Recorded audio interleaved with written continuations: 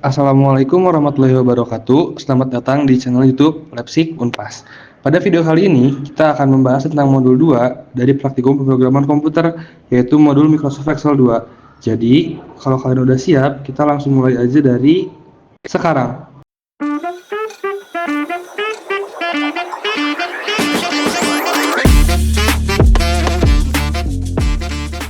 Nah, di video kali ini, saya akan menjelaskan tentang modul 2, yaitu Microsoft Excel 2, yang dimana masih berkelanjutan dari Microsoft Excel 1. Nah, kita lanjut saja ke materinya. Nah, yang pertama itu ada grafik. Grafik itu merupakan penyajian data atau informasi dalam bentuk visual, seperti gambar, garis, atau diagram untuk memudahkan pembacaan mengenai hubungan, tren, dan perbandingan data. Nah, grafik ini bisa mengubah data yang berupa angka menjadi bentuk visual yang lebih sederhana agar mudah dipahami dan lebih menarik juga. Nah, manfaat dari penggunaan grafik yaitu mempermudah dan mempercepat dalam proses membaca data, yang dimana menggunakan grafik ini bisa mempermudah serta mempercepat juga pembaca dalam proses membacanya agar yang pertama tidak kebingungan, lalu tidak membuang-buang waktu, dan juga mudah membaca datanya. Nah, yang kedua itu ada mempermudah perbandingan antar data. Kalau kalian memiliki dua data atau lebih dan ingin melakukan perbandingan, itu bisa menggunakan grafik. Kenapa? Agar lebih mudah dan juga lebih lebih cepat juga melakukan perbandingan datanya. Nah, yang ketiga itu ada mempermudah dan mempercepat dalam proses menganalisa data. Nah, teman-teman bisa menggunakan grafik ini untuk membuat sebuah analisa data. Yang keempat itu ada membuat data yang disajikan lebih menarik dan komunikatif. Nah, grafik ini pun bisa dibuat menarik dan komunikatif gitu agar pembacanya tidak bosan, agar pembacanya itu lebih memahami juga. Nah, yang terakhir itu ada mempermudah dalam pengambilan keputusan atau kesimpulan. Nah, maksud dari pengambilan kesimpulan ini, jika teman-teman memiliki sebuah data dan ingin melakukan membuat sebuah kesimpulan, itu bisa menggunakan grafik. Nah, selanjutnya ada macam-macam grafik yang dimana ada 8 grafik.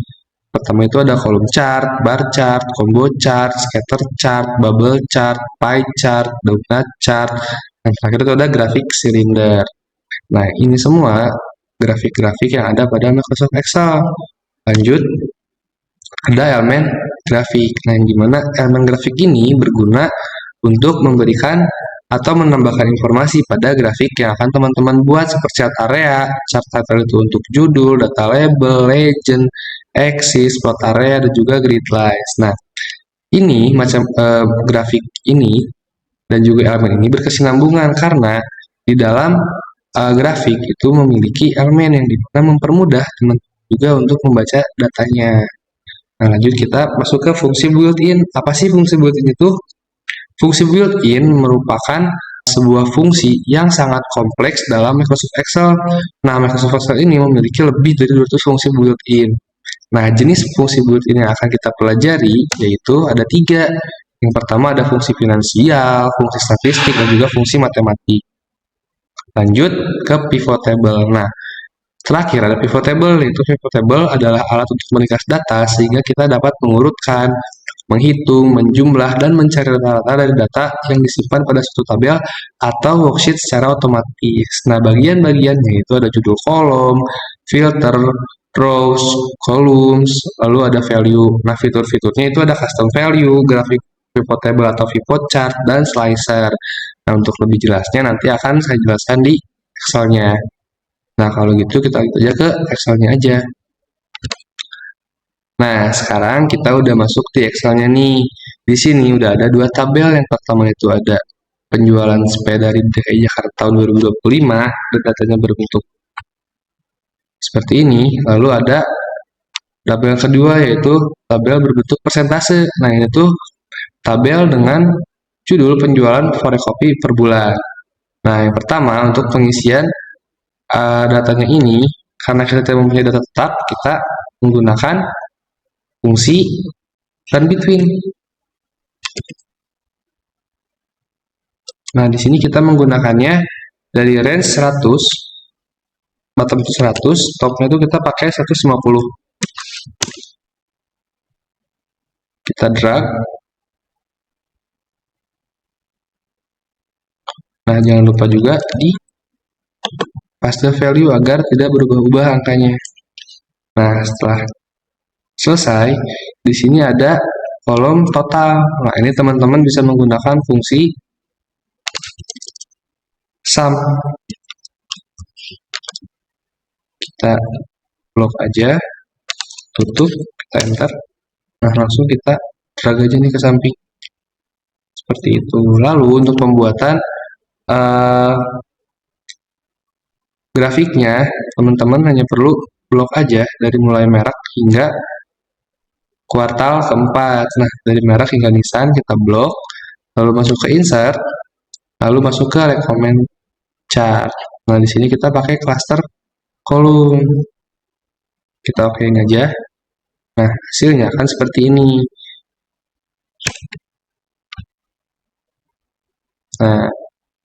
Nah, di sini ada yang tadi saya bilang nih, ada chart title. Itu ada elemen dari grafik ini sendiri. Salah satu untuk judul.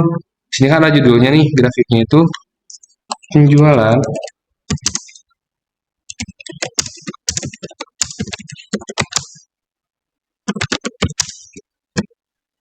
(2025). Nah, teman-teman juga bisa nambahin nih, siapa tahu mau ditambahin data labelnya deh biar kelihatan nih. Oh, si kuartal pertama itu, yang pertama itu ada 129 yang paling tingginya. Nah, kuartal kedua tuh 104 nih. Ini ada perbandingannya di BMW. Ada perbandingannya nih. Kuartal pertama per 2003. Nah, teman-teman juga bisa nambahin axis title. Siapa tahu nih teman-teman mau gunain ini buat judul yang lain. Nah, setelah selesai, ini bisa teman-teman bisa hapus aja nih. Biar ini aja gitu ya. Nah, selanjutnya ada tabel penjualan forekopi per bulannya. Di sini udah ada 4 bulan nih. Januari, Februari, Maret, April,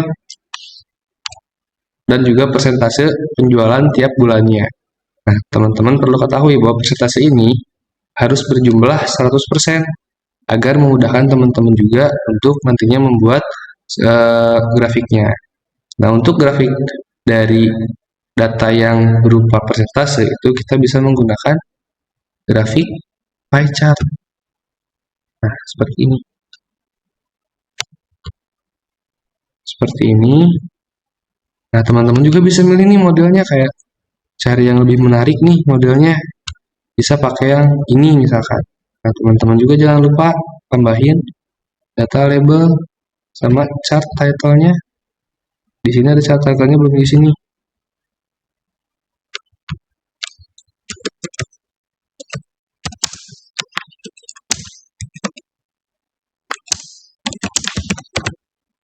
Nah, kayak gini tuh ya teman-teman.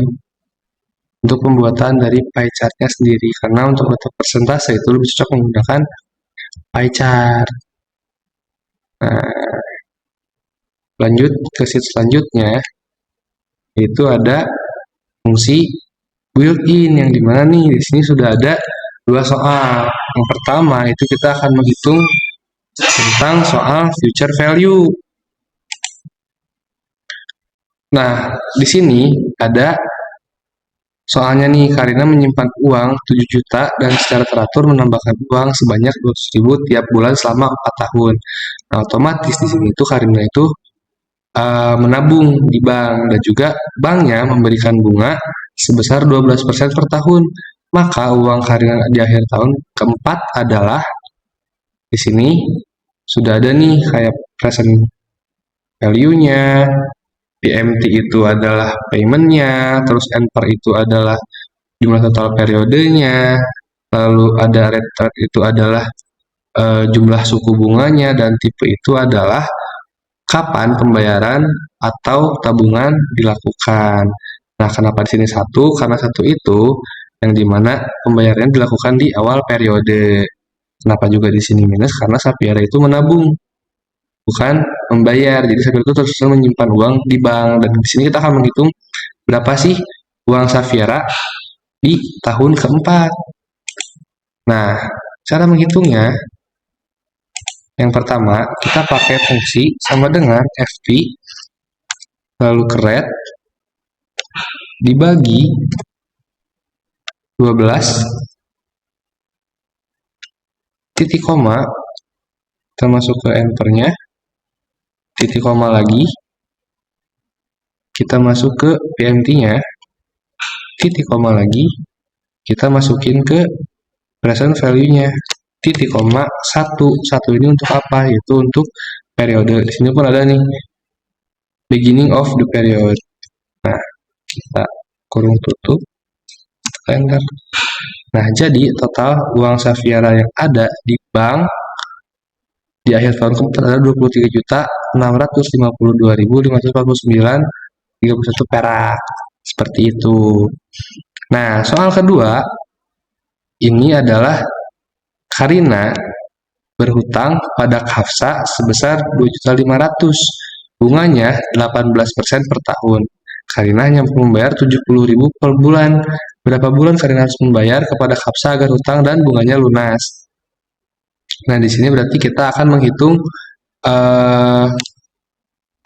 enternya gitu ya, akan menghitung jumlah total kapan atau berapa bulan Karina bisa membayar lunas hutangnya kepada Hafsa.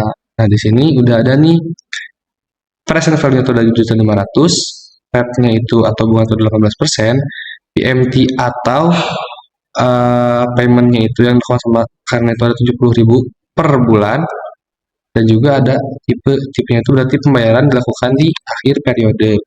Nah, caranya gampang teman-teman. Di sini teman-teman menggunakan rumus sama dengan enter, lalu masuk ke red per 12 titik koma ke PMT titik koma, lalu masuk lagi ke present value-nya titik koma, lalu ke tipe.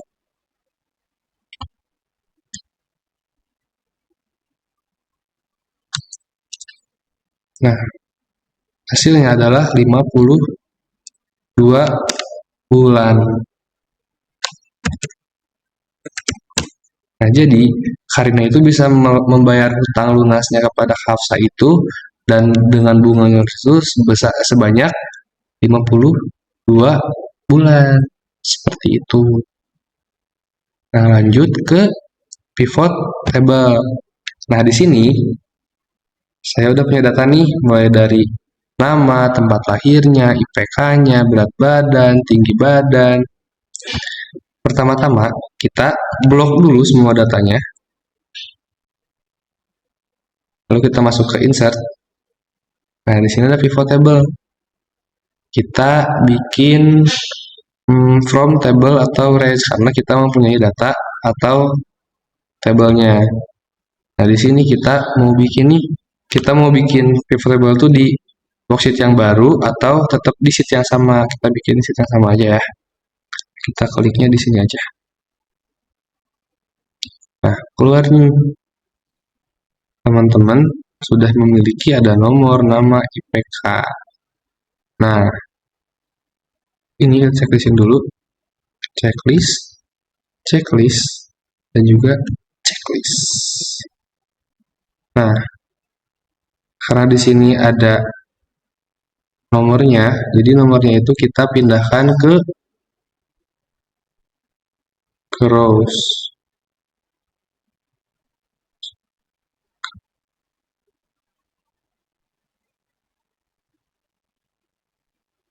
Nah, kita sudah pindahkan. Kenapa sih kayak data IPK, terus berat badan sama tinggi badan kita pindah ke value? Karena data nama dan value ke rows untuk memasukkan angka itu additional, tapi bisa dimasukkan ke rows juga sebenarnya. Karena pada bagian value ini data IPK, tinggi badan, berat badan bisa diubah ke average, karena kan yang cari kita adalah data dari rata-rata suatu tempat. Nah, di sini teman-teman bacanya gini nih, kayak Ahmad, itu Ahmad.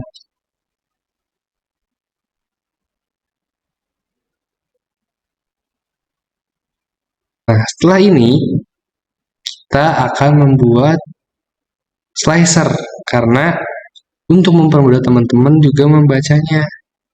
Nih, misal insert slicer. Nah, kita mau bikin slicer apa aja nih? Misalkan kita mau bikin slicernya cuma nama, tempat lahir, sama IPK.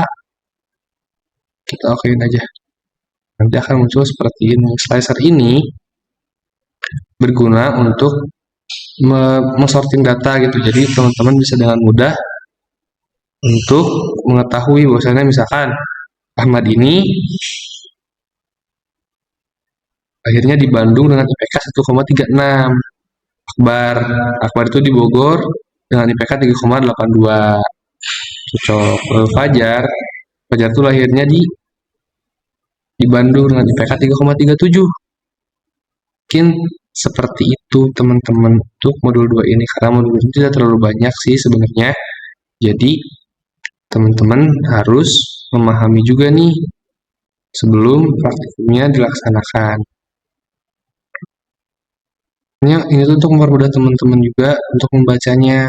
Karena mungkin teman-teman, aduh pusing nih baca datanya kebanyakan. Nah, nanti teman-teman kalau misalnya datanya banyak, teman-teman bisa kayak gini aja. Misalkan cari Usman itu tempat lahirnya di mana sih, IPK-nya berapa sih? Ini Usman itu lahirnya di Jakarta dengan IPK 3,40. Nah, seperti itu. Oke, mungkin untuk Excelnya cukup sekian. Kita balik lagi ke PowerPoint. Nah, mungkin sekian yang bisa saya sampaikan terkait modul 2 ini. Kurang lebihnya mohon maaf. Wassalamualaikum warahmatullahi wabarakatuh.